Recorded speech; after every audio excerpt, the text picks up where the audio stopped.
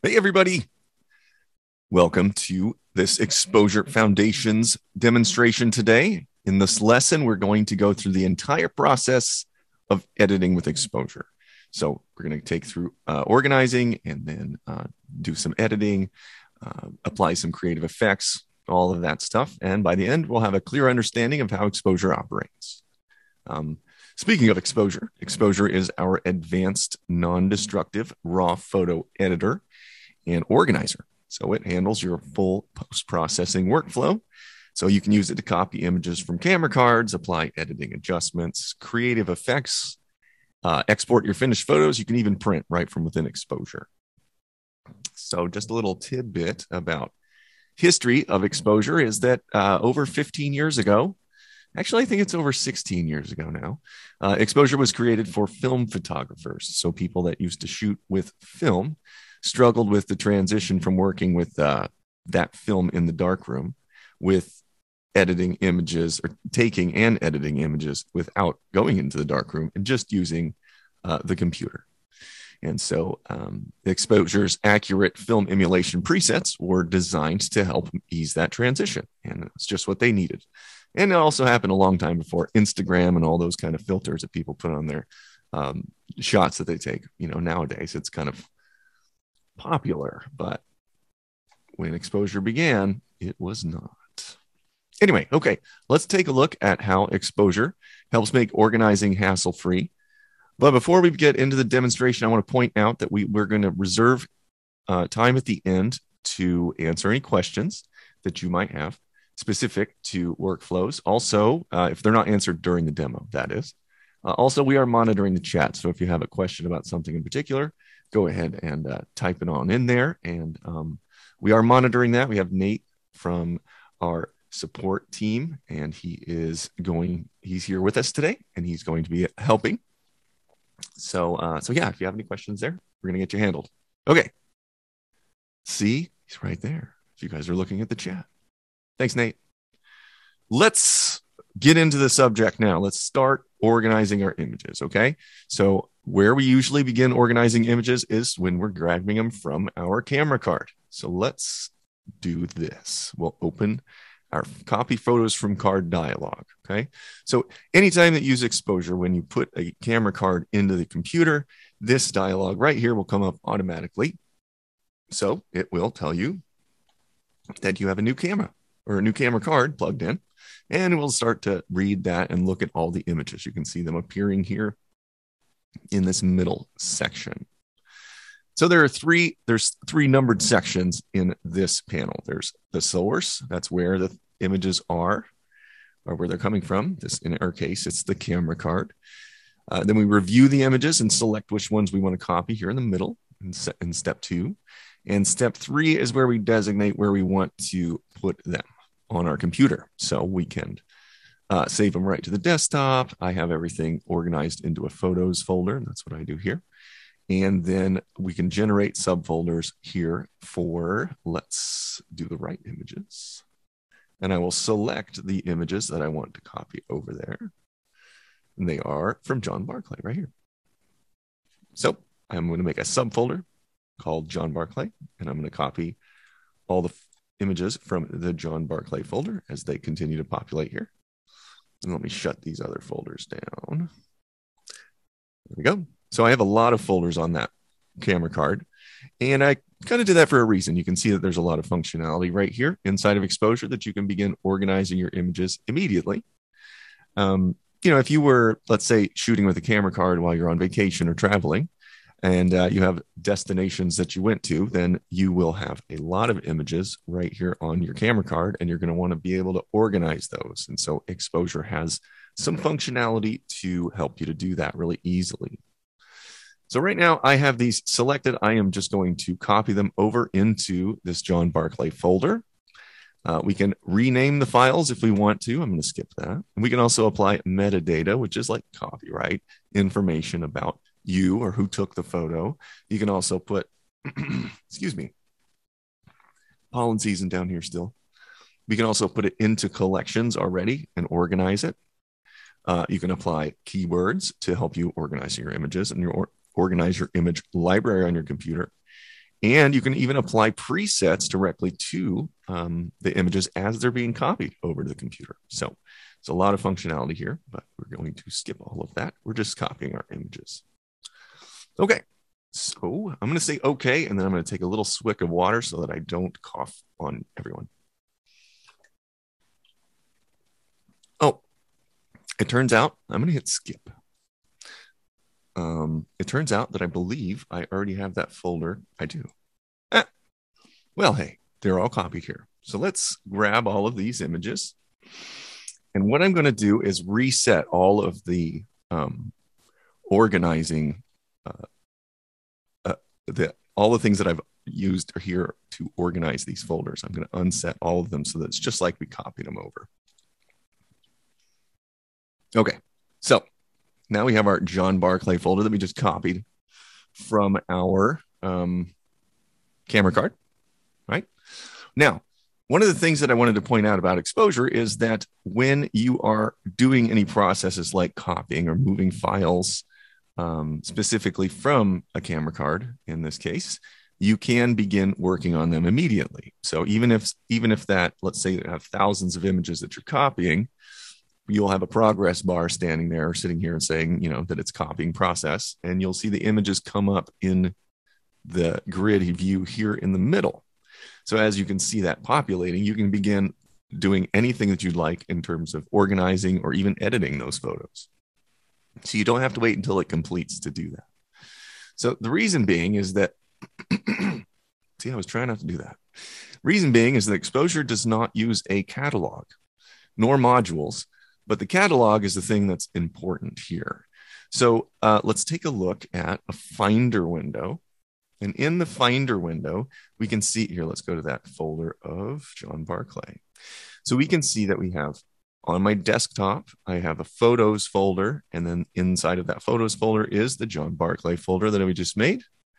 And then any sidecar files, they are saved in this little sidecar file folder inside of the folder of images.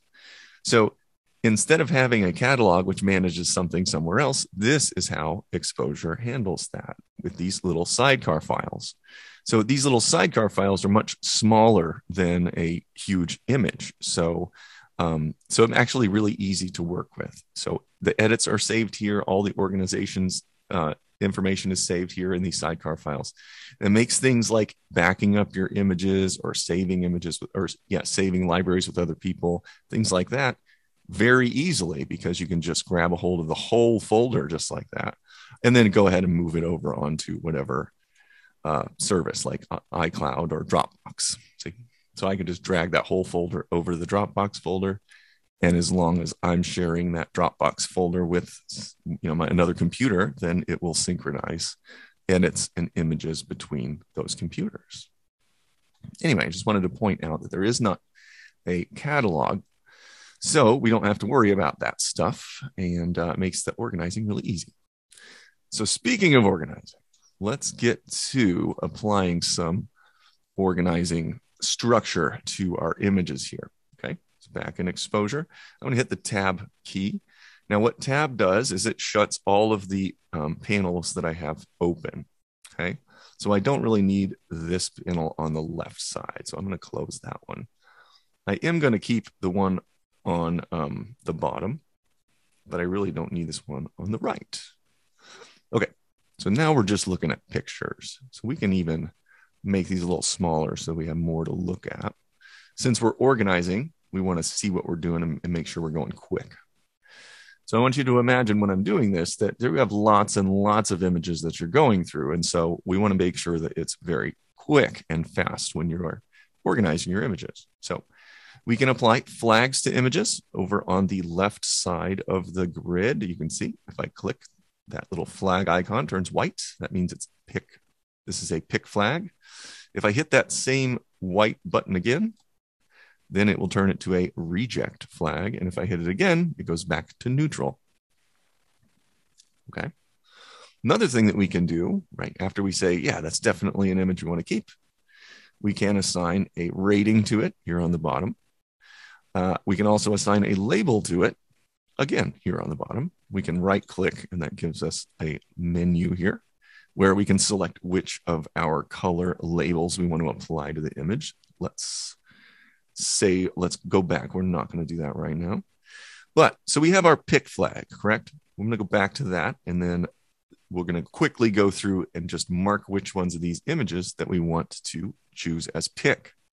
Now, I am going to use the keyboard because it's really fast, and that's why. But I'm going to point out, before I start talking about keyboard shortcuts, I want to point out that you can find them all right here in the help menu. Keyboard shortcuts are listed right there. Okay, so you don't need to memorize all of these, but there are a few that you're going to pick up on pretty quickly. Those are the arrow keys. When I'm in the grid, I can go through images like that.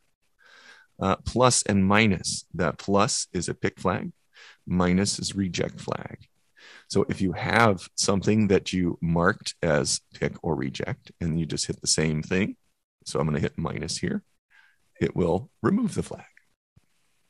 Okay, so that's pretty quick, and it enables you to easily go through here and say yes, yes, no, yes, right? When you're organizing images.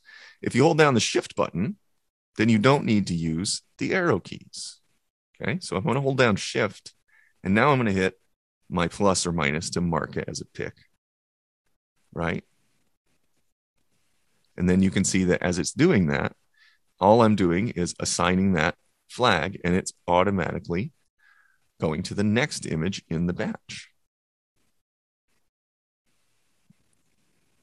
Okay, so now we're all the way back to the beginning. We've gone through all of our images. So why would we want to do something like this?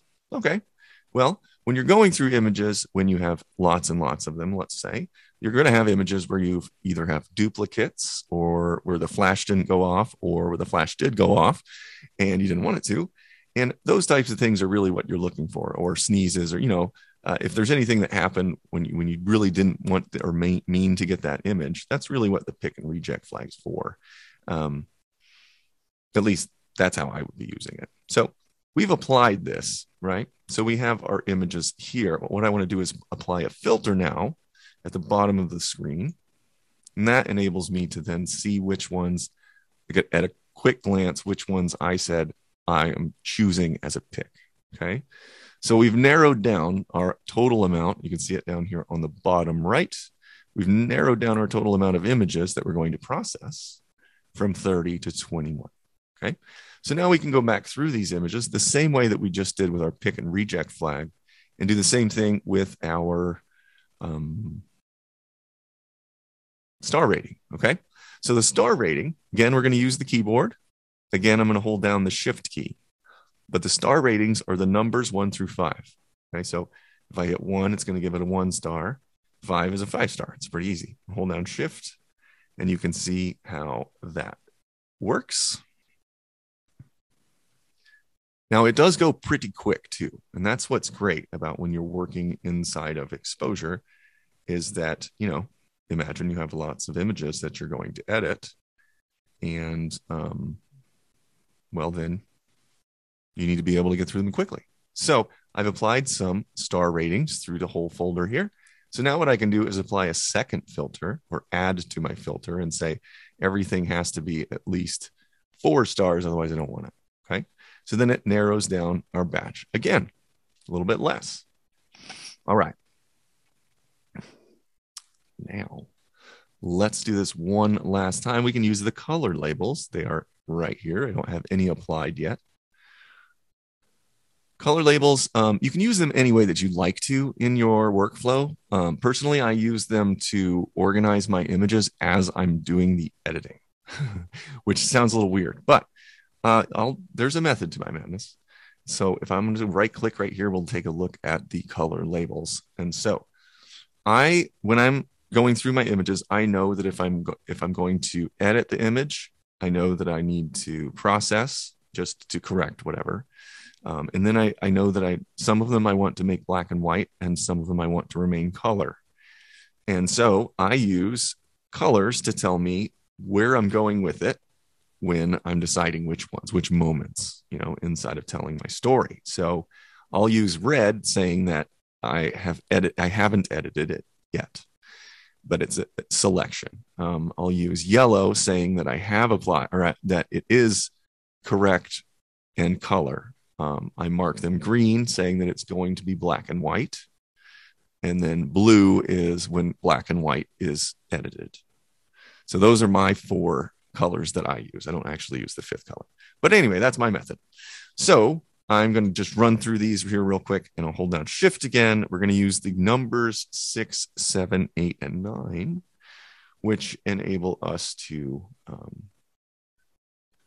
apply our color labels really quickly here.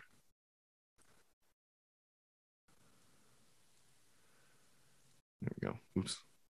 That one's supposed to be green. That's this one. Nope. I said green. There we go. Okay.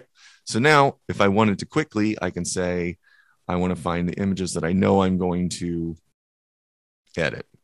Still need to edit. Or I can find the images that I know that I want to make black and white. That's kind of how I do things with color labels. And I think it's really easy. It makes things easy for me as I'm working, but you can do whatever you'd like to here. Some people use these to tell them if they're going to, or to identify if they want to share them on social media, or if they're identifying, if they're going to do a preview for a shoot that they just went on. Some people use the color labels for that. So lots of functionality there. And in combination with the filter at the bottom of the screen, it makes it really easy for us to find exactly which images we're after for when we are looking or to apply editing or anything like that. In exposure.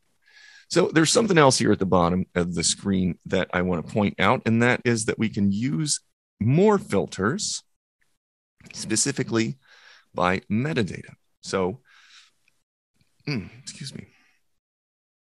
So in this folder of images from John Barclay, these are all RAF files from Fujifilm, I think. Anyway, let's find another folder. Oh, I have my filter still on. That's why there's nothing showing. There we go. Okay, we're going to look at another folder that has a mixture of images. Oh, I just had one there. Let me go back there. Sky, see north. Okay. So in this folder, we have some CR2s, and then there's a JPEG right here. And all I want to do is point out that if I use this filter by metadata filter thing at the bottom, and I want to find just a JPEG, I can do that. Oh, come on. It says it right. Oh, I spelled it wrong. Make sure you spell it right. There it goes. So in the case that we're working in a image, or if in the case that you've done some editing to an image, or you have used different cameras, for example, you can use the metadata information there. You can search by what ISO it is. You can search by the lens, the camera that was used. There's a whole bunch of functionality that you could do to get through your images here when you're organizing and culling. So I did point out that there's a bunch of keyboard shortcuts, and I want to point out one more time that it is right there, keyboard shortcuts in the help menu. There's another thing that's here in the help menu, and that's the manual. So the user manual for exposure, it has everything documented. If you ever have any questions about operating any of the tools or anything inside of exposure, this is a really great resource for you if you ever have any questions. Oh, you can also hit up or submit a support request right here through this menu as well. That's probably the quickest way to get a hold of us if you're having an issue. All right, so now we've taken a look at organizing with exposure. We're going to change gears a little bit and get over into processing our images. Okay, so when we think about processing images, I want you to think about it in two different sense or two different categories, okay? And that would be applying adjustments to correct issues, and then separately applying adjustments creatively, okay? So if you have adjustments that you make to fix issues or to fix problems in the image, such as sharpening, lens correction, if there's noise reduction, those types of things, that's what you would want to do first. So we're going to take a look at those first, and then we're going to switch gears and get into the creative editing part. Okay, so let's take a look here at I'm going to stay with an image here. All right. So some of the things that we think about when we're editing our images to apply corrections, right? We're going to fix issues with the images first, is we are going to get out of our culling workspace. Sorry about that. We are going to change our workspace over because we're going to be editing now. So I'm going to go to the editing workspace. And the editing workspace just has a little bit different setup, and some of the panels are open and some of the other ones are closed. And so this just makes it easy for us to get to the tools that we need to get to very quickly. Now, there's a bunch of different workspaces here inside of Exposure, and you can create your own. You can also change these around to work to your liking. So if you want to have the basic panel closed and the layers panel closed like that, then you can actually make changes to the way that this workspace is. And then the next time you come back, here, I'll go back to culling. Now I'll come back to editing. When I come back, those changes have been saved.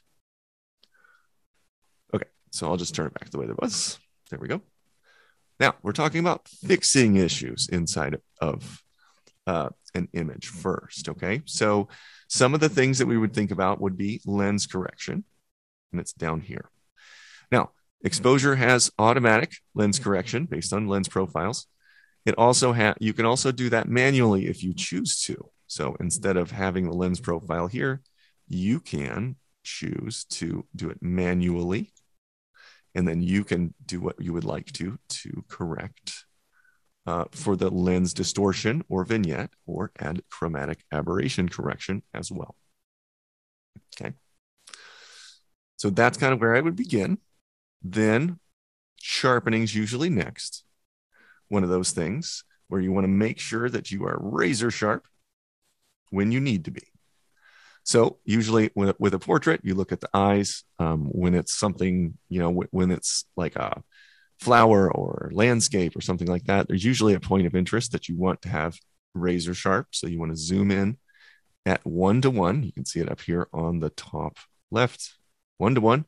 That means that we're not scaling this image right now, and it's as accurate as it can be to my eye. So close this panel. So that's a great way to place when you're applying sharpening, is to zoom in at this magnification level. So let's take a look here and add some sharpening. So I'm just going to drag the amount slider really high, which would be more sharpening than I need.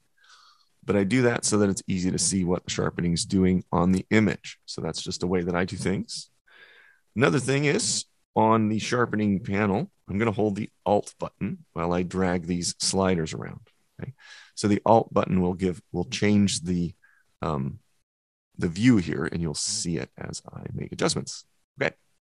So what this is showing me is how wide the radius of the sharpening effect will be. So it's showing me how large it's going to be. Okay.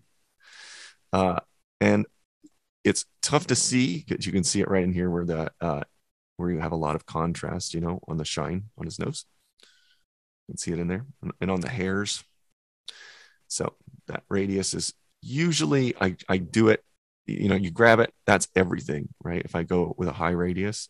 So I usually bring it down off of that radius point because I'm going to create artifacts right in here if I do it too high. So then the detail slider, if I add a lot of detail to it, this can actually make it look a little bit more grainy. So that's not something I would want to do on a portrait. So I'm going to drag that one down. And then the masking slider, it tells the sharpening algorithm what or how much contrast there needs to be to select the edge. So that's kind of what I would do, something in there. So now we have our way strong amount that we can turn back down. And then we can take a look at what it looks like. And we can hold the / key on the keyboard to turn the sharpening off and back on. Yep, I can see it right in here. Looks good. Okay, so now we have sharpening. Noise reduction is another thing that I would touch on if we're talking about correcting issues in an image. So the first thing that I would do is look around in the image to see if I actually see any noise that I need to take care of, which I really don't see in this image. So I think we're good. If you do see noise, then use noise reduction. You can see here that the noise reduction profile are made for the camera, and they're based on a couple of criteria about the camera and the camera sensor itself. And so it does a really good job of grabbing this stuff, of eliminating noise. So we're good there. Let me zoom back out. Yeah. Excellent. Okay, so we've done a little bit of some issues. There's another one that I want to touch on too, and that is perspective correction or skew or distortions that you have to deal with images. And we have a little bit of that going on in this image right here, where we have this linear component that comes down straight on the edge here. Sometimes it looks like that's not straight or it's crooked because of the way that the lens distorts. So if you look right here, this vertical line here, it almost looks like it's a little bit, it moves a little bit to the right in the middle. Just a tiny bit of distortion. So anyway, that would be the next thing we would do. So if we were going to make some adjustments to skew or keystoning, then this is where we would make it happen. So we can, oops, not that one, could squish that out of there, but it squishes his head. So let's not do that. We could stretch it. That's not bad.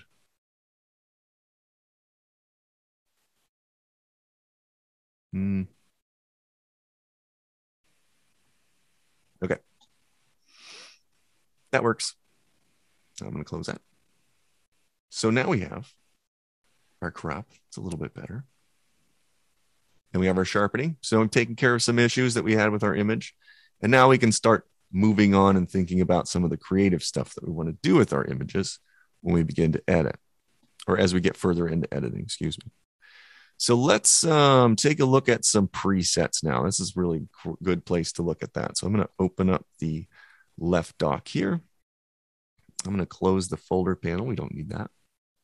And open the presets panel.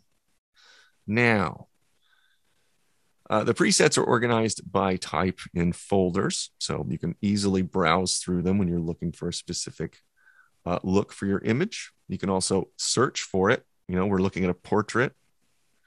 So portrait. So if I start to type in portrait, then we can see here that I actually have a bunch of portrait styles already made up, presets, made up already. And so, and all of these have different looks to them. It's just really quick and easy to do a search like this and then search or look through the ones that were specifically made for portraits. That Ekdar looks really nice on his skin. And that blue looks, oh, I like it.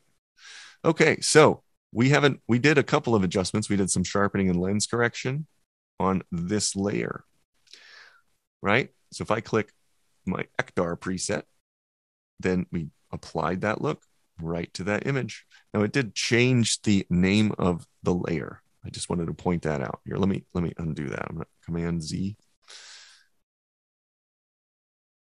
And let's do that one more time because it did. That's weird. All right. So anyway, if we put our Ekdar preset, then it applies it. I did that in its own. Oh. There. Let me do that again. There we go. Now it changed the name. So I wanted to point out that there are a couple of things that changed right there, but it left our lens correction and our sharpening alone. Okay, so that's awesome. Yes. There's a couple ways to do a split screen if you want to do it like this, where you're splitting the image itself. It's right up here on the top. So the below's here and the top's up here. Or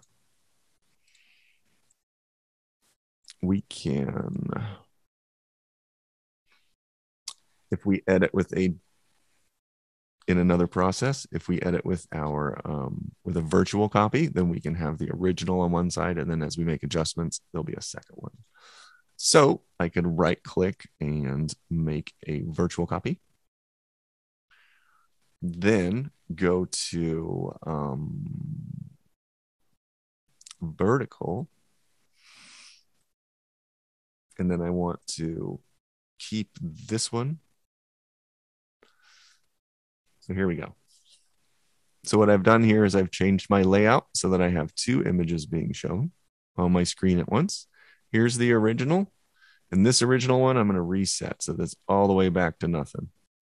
This is the virtual copy that I've created with my preset and the crop. So you can see how we're doing there. Okay. So let's get back. That was a kind of an advanced thing to show you both of those images on the screen at once, but hey, we're there. It's live. So another thing I wanted to show you was that when you're looking through the different presets, you don't need to just use one. You can use multiple presets if you'd like.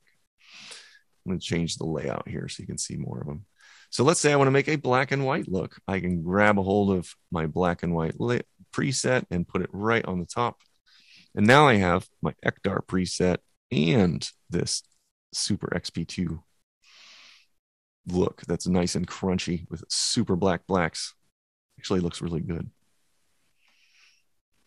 Okay, so, but I mixed those two together. That's kind of what I wanted to show by doing that demonstration, is that now I have a layer here and I can mix that, I can blend that layer with the other look.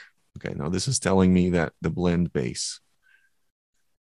So this is a black and white look right here on this second layer. And if I go to change the opacity of it, the blend base right now, that's right here. See it at the top?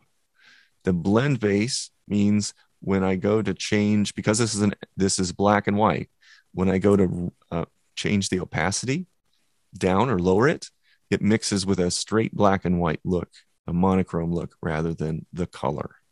So if I wanted to blend color with black and white, then I would need to use a blend or a color blend base. So at 100%, you'll see the black and white, and then lowering it, well, you'll see more of the color. Whereas a black and white blend base, if I raise the opacity, I see the preset. And if I lower the opacity, I see all of the colors just taken out. It's just flat. Okay. A little confusing, I know. So I didn't mean to get into layers and all the blend base and all that stuff. It's kind of an advanced thing, but I did want to show you that it is really easy to find a look in exposure, and don't be afraid to mix different presets in layers. So I'm going to delete that one just so that we're back to our original color. Okay.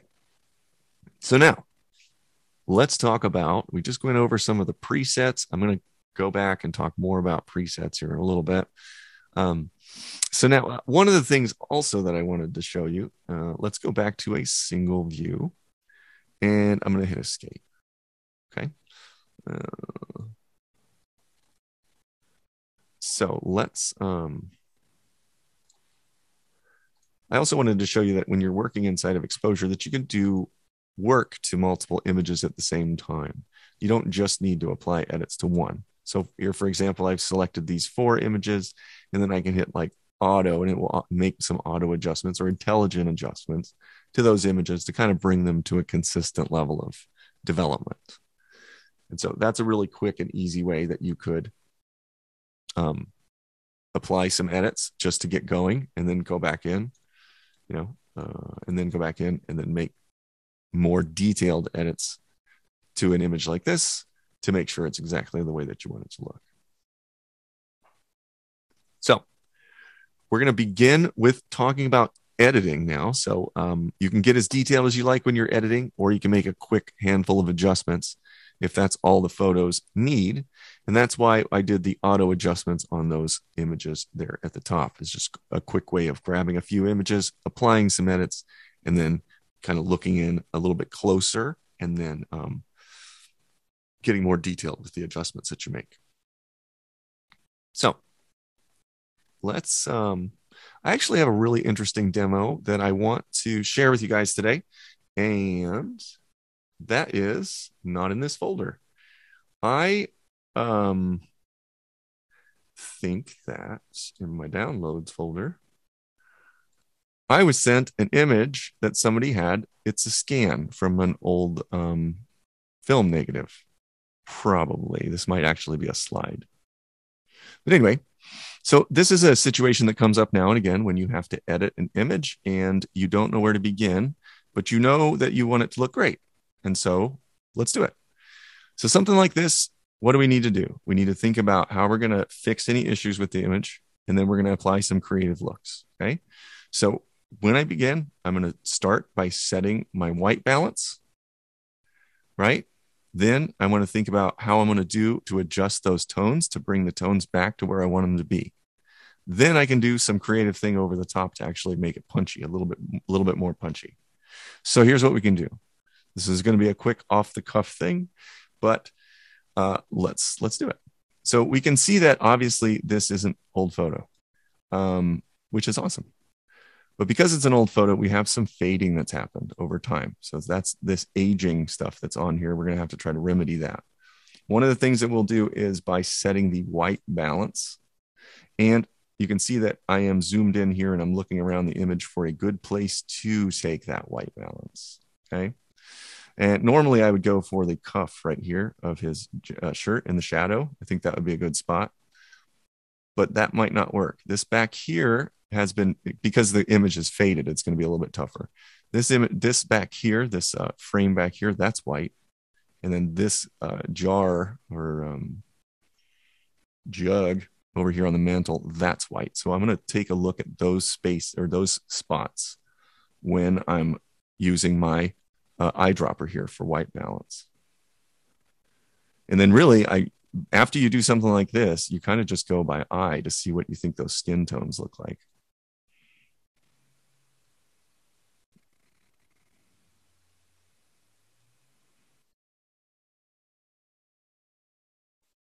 I think that's about the closest I'm going to get. Okay. So we've set our white balance. I'll hold down the backslash key, right? So it is quite a bit not pink. That's awesome. Now we think about the basic edits that we're going to make. So basic edits like the ones on the basic panel. So usually I would start with the auto button here, which applies intelligent adjustments to the image. The auto button, you can dial the auto features in right here in the menu on the panel to be stronger or weaker, depending on your specific look or how you like to work. And so I have mine set up like this. But let's say if the haze level control is being too wacky for you, then you can turn it down a little bit. And then now the next time I use it, it's not going to be as strong. Okay. That's all that does. Now, after you apply the auto adjustments, I would go back through and start at the top of the panel and just work the way down and tweak just a little bit here and there, looking at the tones in the image to make sure that we have kind of the exposure set in the place that we want it to. You know, I don't think that we need to add any more contrast because there's plenty of darks and there's plenty of lights. So we might be able to pull a little bit more out of it. We can see that there's probably some water or weathering or something like here in this background here, but it doesn't really bother me all that much. I think it's cool. I would add a bit of clarity just to give a little bit more presence to the tones here inside of the face in particular. But we got to be careful when we're adding any kind of sharpening because you can see on the scan here that we have a little bit of detail in that, and we don't want to sharpen that stuff. Okay. So we've done some basic adjustments to it. And now what I'm going to do is move beyond basic adjustments into a little bit more color specific adjustments. Okay. So I went from the basic panel. Now I'm going to go down to the color panel, which gives me additional controls for color. This is where I'm hoping to bring back some of the skin tones and the blues because they look like they faded. It also looks like the greens have faded out too. So that's what I'm hoping to correct here. So we're in the color panel, and we can, at the bottom, we have the HSL sliders. That's hue, saturation, and luminance. And I have them grouped by HSL right now because that just makes it easy, but you can also group them by color if you'd like. Now, I know that the tones here in the face have a little bit blue on them, so I want to correct that. So what I'm going to do is go to the hue, that is the amount or type or whatever of color, and then I'll come over with the color selector arrow tool right here. Now I could adjust the sliders here to make tweaks to the image, or since I don't know exactly what tones I'm wanting to adjust, I'm going to use this tool here. Then I can grab a hold of one of the tones there and then make some adjustments to it.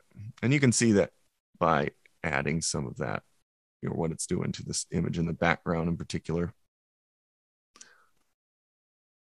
Okay, so let's do another tone. Gotta bring this one down.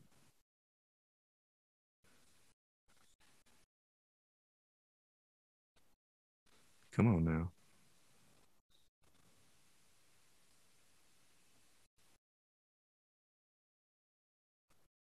Well, that's frustrating.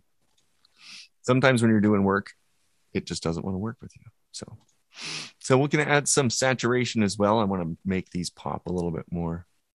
I'm concerned about the background. If you see here, when I crank that reds slider all the way up, and you can see that that really makes it crunchy in the background, that's not going to work. Something else to consider when you're doing work like this is how much color there is and where those colors are. So you can see here that by giving a little bit more saturation in the midtones, it gives the presence to the image a little bit more. Another thing to do is to watch for the tones in the highlights so that we don't have a nice, that blue was just a little bit strong all over the image. Okay. So now we've adjusted some of the colors to bring our colors back. Let's check out where we are on our image. Hold down the backslash key. Okay.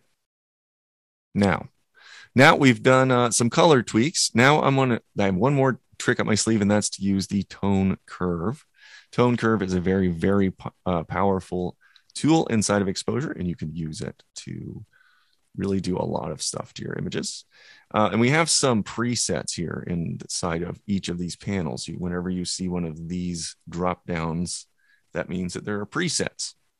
So we can kind of look back through here, and I just want to look at a couple of different options. Like, for example, if we took the milky blacks look, and it makes it a little bit more faded out, or if we wanted to add something in there that would help it so that to give it some more presence. That's kind of what I was thinking. And I don't think any of those are really doing anything that we need for this in particular. But what we can do is we can add some adjustments here to the curve if we're good and we understand how curves work. And then we can give it, a little bit more contrast, or we can give it a little bit less contrast in certain spaces. So that really depends on how you want the image to look in the end, but we are definitely moving on to the creative aspects of editing at this point. So here's what I'm doing. And that if you look at the curve and then make adjustments to the sliders down below the curve, then you can actually see what the curve's doing when I make these adjustments. So what I have a really harsh light right here, but I'm trying to bring up some of the highlights on the couple. So that's kind of what I'm looking at here. So if I raise it up, you can see them, right? We can also see that the flowers in the foreground get real bright. So I might want to punch that down.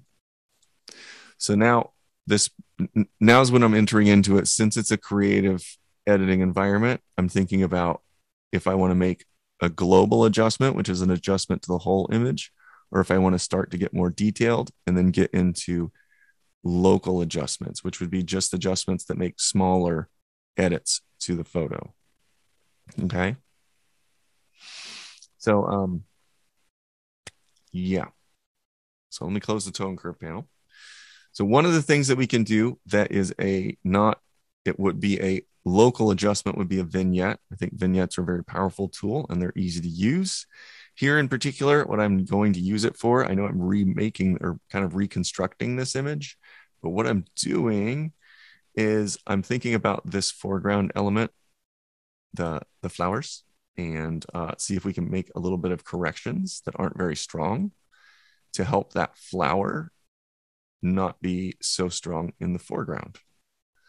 So what I've done is I just moved the vignette location. You can see it right there over to the side. So we can see that now the flowers are in that vignette area and the couple now has more presence there. So I'll just turn that vignette down so that it's very subtle. I don't want it to be too strong. And so now it's going to help me when I make other adjustments to bring out some colors inside of the photo. Okay. Cool. So now another thing that we can do is we can add some things like bokeh or grain, or we can put some overlays on the image. That would not necessarily be something that I would do to this photo in particular, because this is kind of like, it's a scan. So what you're trying to do is make it and clean it up and make it look right.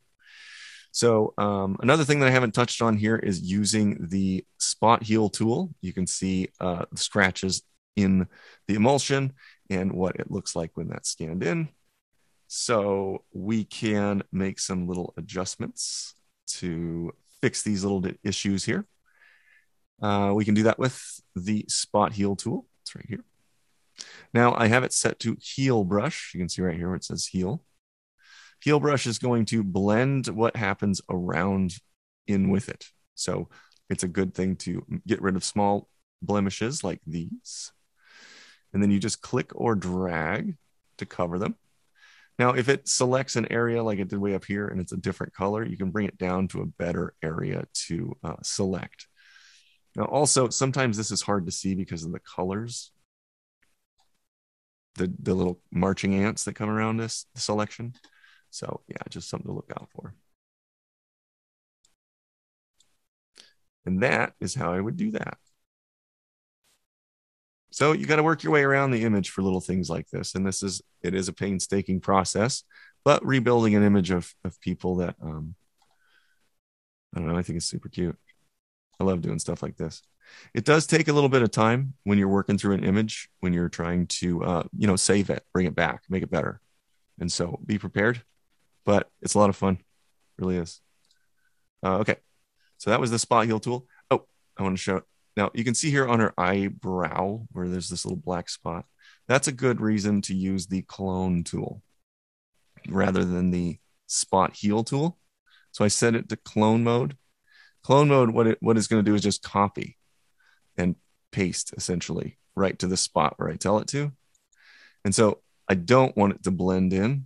I want it to just be there. I don't want to like mess her face up or anything like that. Ooh, that's going to be tougher than I thought. Okay.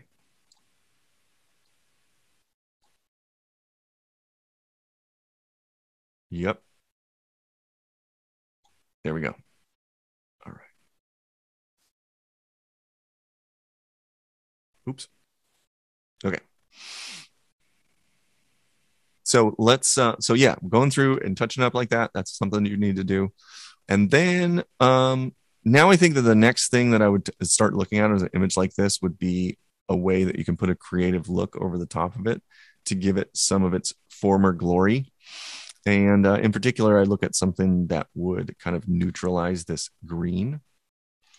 So there might be a preset in here, not a black and white one. If you want to keep it color, I probably would. So sometimes the presets are going to have different tones and tone values to them. For example, the Polaroid presets have a bunch of like warm tones inside of highlights, for example. And they also have a couple of them that add some blue, some like cyan coloring blue to the image too. So that might work, depending on how the images or the look is blending on your image. But you can see that the preset, once it's applied, like something like this, even though it still does appear to be black and white, it does have quite a bit more presence than just a couple of little tweaks like what we made. So now applying a preset like this also will put grain and things like that on your image. So you do need to be cognizant of whether it's okay with you or not. You can turn the grain off if you'd like. So I'm just going to grab a hold of that preset and put it over on the top there. And then we can see that what it has done there. It's definitely given it a look. It's given it a lot more contrast. I think I'd probably turn it down a little bit, but I think that would work. That works really well. Okay, cool. Awesome. Well, hey, that was weird and unique, and I've never tried to do that before in a webinar. So thanks for sending that image over. And yeah, hopefully everybody learned a little bit of something about it. So I have a couple of more things that I'm going to touch on real quick, and then we will break. So we did a bunch of editing, and that's what I wanted to point out here in the history panel. Everything that we did inside to this, or everything that we've done to edit this image, is recorded in exposure. All of those history steps, all the way back, if you want, all the way back to the beginning. So don't do that. So what we can do if we wanted to go in a different direction is that we could work our way back down through our history and then just click and then say we want to change it and then make some more adjustments. Now you can clear the history and then you can't really back up anymore, but you can clear the history if you'd like to do some other stuff.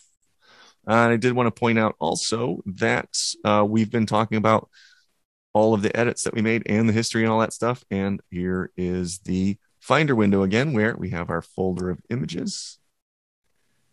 And then you can see the sidecar. So that's where all of the information, all the edits, all the history, everything has been saved there inside of that folder. Now,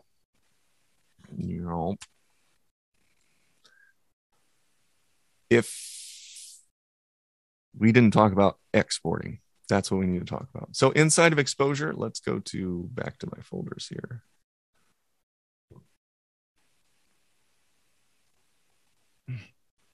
So inside of exposure, I have some images. I can grab a hold of them, and if I'm going to export them, that is to get them out of exposure. So everything that we've done to all of these images so far in exposure has not been applied to your image. That means that when you're looking at exposure, these are all CR2 files you can see in this folder. And even though edits have been applied to them, they're just the raw file.